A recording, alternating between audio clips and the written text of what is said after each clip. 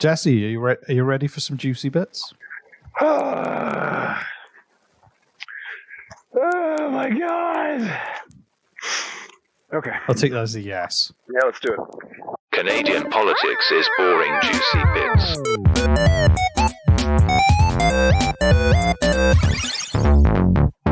Canadian politics is boring juicy bits. So Jesse, where are you? Are you currently walking through Italy as always? I just, for the second time, walked the path of the gods. Hold on. As in Italy, there are very few sidewalks in these rural areas, and you just have to walk in the middle of the fucking road with the cars. It's a thing I had to get used to. I walked the path of the gods, which is between Bomerano, I believe, and Positano. And it's probably one of the most beautiful hikes I've ever done in my entire life. Unbelievable. And I did that a couple days ago, stayed in Positano for my birthday, which was on the 21st. And that was amazing. And then I sang you happy birthday. You did. It was delightful. It was you were the only person who sang me happy birthday. And I'm grateful for that. Oh, you're welcome. you were the only person. Yeah. Thank you. Yeah. Anytime, as long as it's your birthday. Oh, okay. All right. Well, yeah. So, Jesse, have you been paying attention to political news while you're on your Italian adventure, your Eat, Pray, Love adventure? You know damn well I haven't. Well, something crazy happened. This episode I'm going to call, this is a juicy bits, but I'm going to call this episode Pierre Poilievre's Porn Passport Paradox. No, I'm already intrigued. Okay. So young Pierre, the Canada's hopeful future prime minister, at a press conference in Vancouver, basically said that they will require government ID to access porn sites in Canada if he becomes prime minister. Hold on. So Pierre Poilievre said that anyone who wants to access porn has to give ID? Government issued ID to prove that they're old enough to look at porn on the internet. Interesting. Now, I call it the Pierre Poilievre's Porn Passport Paradox because the paradox for me is that here was me thinking that he was all about incredible freedom, and needing his permission to have a wank doesn't sound like incredible freedom. I want to get his direct line and call him up every time I need permission to have a wank. I think that we should all do that. Or just text him a picture. Just hey Pierre, you okay with this? Can I carry on? Just give me a thumbs up and a wink and a gun. Yeah. Now exactly. I have some immediate thoughts on this. On this, which is I mean it's well documented. It's not an opinion. Porn is very, very dangerous. Not dangerous. It's very. It's very dangerous. It's not dangerous. It's very no. It depends what they're doing, Jesse. If they got fire and stuff. I'm not talking about the act of porn. I'm talking about the act of watching porn. Is very unhealthy in a number of cases. It dramatically increases erectile dysfunction in men.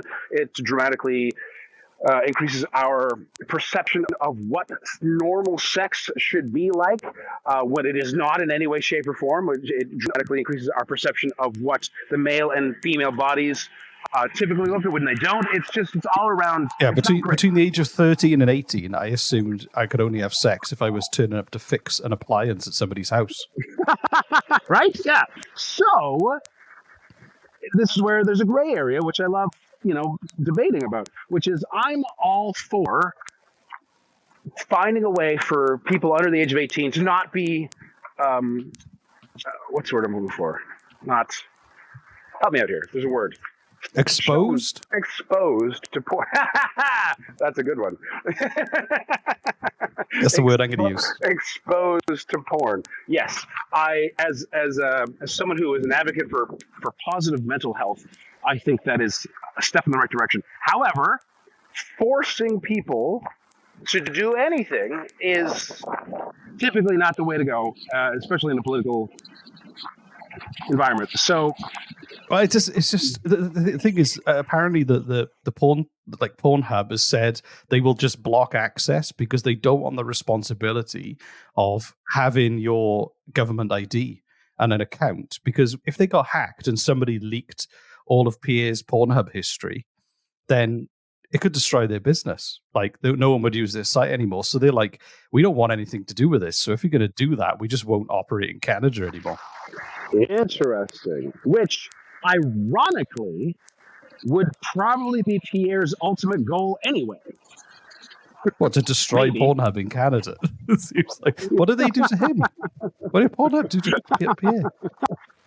I imagine at one point he uploaded and tried to become like a famous Pornhub star and got no views. Well, That's my he's guess. angry because the world rejected his porn. Is that what you're saying? Yeah.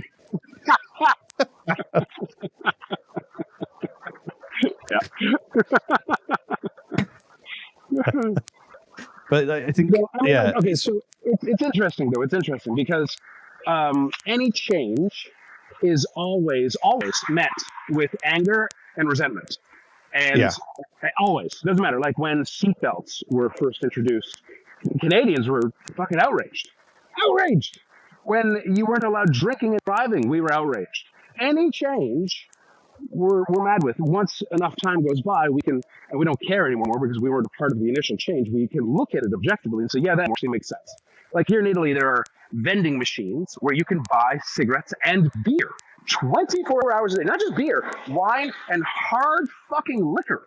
You can buy hard liquor in a vending machine 24 hours a day. Because there's a culture of people, like you raise your kids from a young age to understand that alcohol is not that big a deal and you could enjoy it. It can accompany a meal in a healthy, responsible way rather than boycotting their access to it and then them getting like embarrassingly drunk the first time they get hold of alcohol.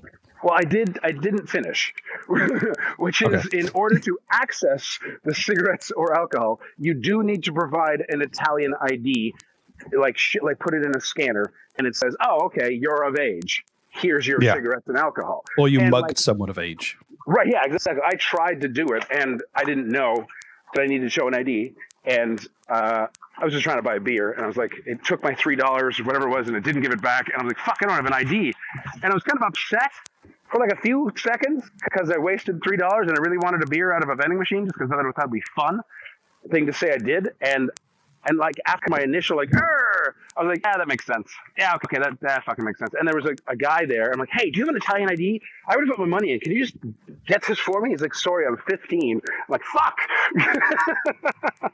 So, like, I get it, and it makes sense. And I'm not mad about it.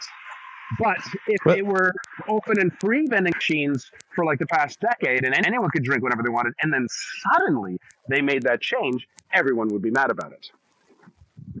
Yeah, but the thing is that it's like controlling access to drugs and alcohol. Like you can't. Kids, like young people, will always find ways to access those things. Like so kids that you could. You ever think back before the internet when there were porn videos and porn mags, and like kids still got hold of them. They weren't old enough to go in a store and buy them. But I agree with you. It's almost a cliche that a 13, 14-year-old kid would have a stash of porn mags in it. I agree with you. I think we're arguing semantics because while we're both on the same page with this, like, yes, of course, obviously, if someone wants something, they'll find a way to get it. However, my question would be, how effective has it been to restrict it to people who have an ID that says they're over 18 for alcohol and for cigarettes? Has that been effective at all or not at all? Like 0% effective. Like there's got to be statistics on this somewhere, right? Well, look at like they banned flavored vapes in Nova Scotia because even though kids couldn't access them, they were like, "Hey, these are aimed at kids," even though kids can't buy them, so we're just going to ban flavored vapes. Right. Because even though the law is against them using it, they're getting it somehow. Well, my question would be: did it slow it down at all? Like if before that happened, there was, say, I don't know, 800,000 teenagers across Canada were vaping, and then they put that law into effect, and suddenly 650,000 kids across Canada would be like, you know what I mean? Like, was there an effect? Or I don't know. Zero effect? Well, that's my point. I'd rather kids look at porn than vape. That's my stance. I think it's still healthier. Wow, you're a cool dad. Just like, I want to be your kid at Christmas. Oh. Listen, kids. Just I will let you use my ID. Just promise you won't vape. Like, wow, Dad, a Playboy stack for Christmas. Another one. Gee, wins. Like, yeah, I can. just make sure you check in with Pierre first that he's okay with it, and then you're good. What are your? I've been telling you my thoughts. What are your thoughts on this? I just think that it's naive and stupid to think that Canada can control the internet. Okay. That's my stance on it. Yeah, no, that is. And they go, "Oh, we're going to do this. We're going to control the internet." I'm like, "Yeah, good luck. Good luck with that." You're not wrong. And while I kind of, it's hard for me to admit, and because I hate Poilievre and everything he stands for is just a monster of a human being pretending to be a human. But like, I'm not against restricting kids from watching porn. I think that's not a bad idea if we can get away with it. Honestly, you know what I mean? Like, I don't think that's like we're taking away someone's freedom. I'm like, yeah, I guess it is a little bit. Like, I'm okay with that. You know what I mean? Like, I know, but you can't say that Canada's going to be the freest country in the world, and then we're enforce. absolutely not the freest country in the world. I know, but that's what he's promised me. That's what he's promised me. The freest country in the world. Right. Should be able to access. Yeah, that's true. Yeah, all the porn. that doesn't honestly. That doesn't sound free to me. You're talking a language about the internet freedom that I really love, which is something that I've been talking about for a long time, which I think is really fucking funny. Is that the internet, as we know it, has had like 25 to 30 years of tasting pure, unbridled, unadulterated freedom, and has created its own market, its own set of like even policing, trolls, etc., like its own communication. And now 25 to 30 years later, various governments around the world are like, we're going to control this, and they're not able to do it, and they can't figure out why. And to me, it's fucking hilarious. It's really, China's the only one that seems to be able to do it so far, which is remarkable. Here's my thought on it. I think that Pierre, China's done it because it's like a massive surveillance state. That's why they do it. Yeah, exactly. But and you can only access the internet on their terms. But I think this is what happened. Pierre Poilievre's wife caught him having a wank looking at Pornhub, and this policy is him going, "Oh, you're right. Do you know what? We should." And now this is him kind of reacting to keep his wife happy.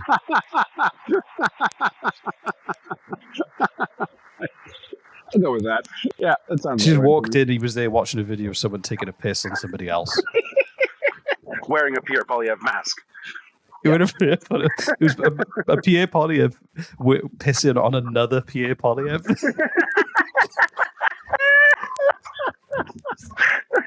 And that's what gets them off, yeah. Yeah, exactly. He's like, do you know what? I'm so sorry. Do you know what? I'll just get rid of Pornhub in Canada altogether. Will that make you happy? Can I sleep in our bed tonight, please? It's been 3 months of the couch, and I hate it. Yeah, my back really hurts. Come on. I'll just wield power to make you happy. I'm sorry. Oh, God. Our show is going to get so much more interesting when he actually becomes prime minister. Oh, man. I know. I think it'll be really good. I think it'll be really good for our downloads, but terrible for everybody else. Yeah.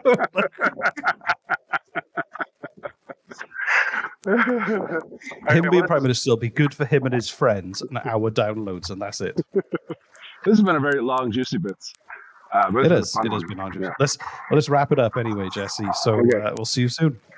Wait, hold on. We got a call to action for our listener. Oh yeah. I do have a call to action for our listener. Actually, do you know what? What's that? Let's talk a bit about our live show. Right? We've been talking about doing a live show for 4 fucking years now, and it seems I got the details. Yeah, Sunday, the 26th of May this year at 8 p.m. in Two Crows Brewing on Brunswick Street in Halifax. Yeah. So it's a very intimate event in Montreal and Calgary, and we're going to do it in one of the least popular cities. Where we're least popular, I should say. But it's convenient because we live here. So, yeah, but if this is a little test one. If there's only 55 tickets, it's going to be a very small, intimate event, and this is going to be a test. Depending on how, if we can sell out a small event in a small city, then maybe we'll try doing a bit more of a wider tour. So this is a little test. So yeah, go to CanadianPoliticsIsBoring.com, and a little banner will appear at the top where you can click on the link to go and reserve your tickets. Nice. And if you're one of the first 10 people to buy a ticket Reese will personally give you a warm hug and whisper a nice compliment in your ear. Yeah, and Jess, I won't say what Jesse will do. You'll have to wait till the end of the night. You better have ID. Oh God, that was wrong. You could ask, as long as Pierre gives us consent, we'll be fine. Yeah, exactly. Yeah, that's what I was going for. I just realized just how insanely creepy I said was after I said it. I was trying to make reference to the episode. I was like, oh no, that's not. Oh no, I didn't mean it like that at all. Fuck. Exactly. Cool. Oh no, I'm not a dirty old man. I swear. It was pretty wrong. Anyway, you've been hanging around the sexual Italian energy for too long. That's the name of the hotel I'm at. Yeah. The sexual Italian energy. Yeah, it's great. Yeah, it's like you need to show your government ID to stay there. Not sit. See. Yeah, exactly. Cool. Yeah. Right. Well, right. Bye, everyone. Go to CanadianPoliticsIsBoring.com right now. Reserve one of the 55 seats, and come have a good time with us. Come and buy us a drink. Well, we'll probably hang out afterwards. Of course we will. Yeah. Probably hang out. Get us fucking wasted. I'm not going to just leave as soon as we finish. Reese has to go nap immediately after the show. Yeah. I got to go do the packed lunches for the kids tomorrow. I'm off. So. Okay, bye everybody. Bye. Canadian politics is boring, juicy bits.